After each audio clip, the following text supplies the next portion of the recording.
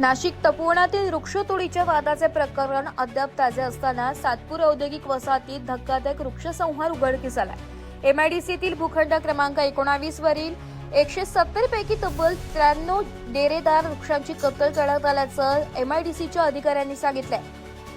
अवघ्या काही महिन्यात हिरवागार परिसर ओसाड करण्यात आल्याने पर्यावरणप्रेमी आणि नागरिकांमध्ये संतापाची लाट उसळली आहे। या प्रकरणी सातपूर पोलीस ठाण्यात अज्ञातांविरुद्ध गुन्हा दाखल करण्यात आलाय। महाराष्ट्र औद्योगिक विकास महामंडळाचे कार्यकारी अभियंता जयवंत परशुराम पवार यांच्या फिर्यादीवरून भारतीय न्याय संहिता महाराष्ट्र, झाडांचे संरक्षण व जतन अधिनियम, पर्यावरण संरक्षण कायदा तसेच सार्वजनिक मालमत्तेचे नुकसान प्रतिबंधक कायद्यान्वये गुन्हा दाखल करण्यात आलाय। पोलिसांनी दिलेल्या माहितीनुसार भूखंड क्रमांक 19 येथे 8 एप्रिल 2025 पासून आजपर्यंत अज्ञात व्यक्तींनी सक्षम वृक्ष प्राधिकरणाची कोणतीही परवानगी न घेता मोठ्या प्रमाणावर वृक्षतोड केली आहे। तोडलेल्या झाडांच्या लाकडांची वाहतूक करून त्यांची विल्हेवाट लावण्यात आली। या प्रकारामुळे केवळ शासकीय मालमत्तेचे नुकसान झाले नसून परिसरातील पर्यावरणीय समतोलालाही मोठा धक्का बसला।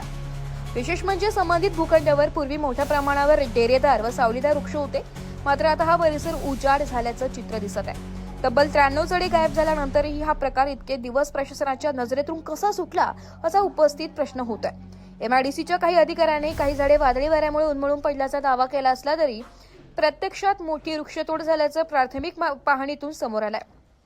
तपास वरिष्ठ पोलीस निरीक्षक प्रकाश अहिरे यांच्या मार्गदर्शनाखाली सुरू आहे। ब्युरो रिपोर्ट, नाशिक लोकशाही न्यूज, नाशिक।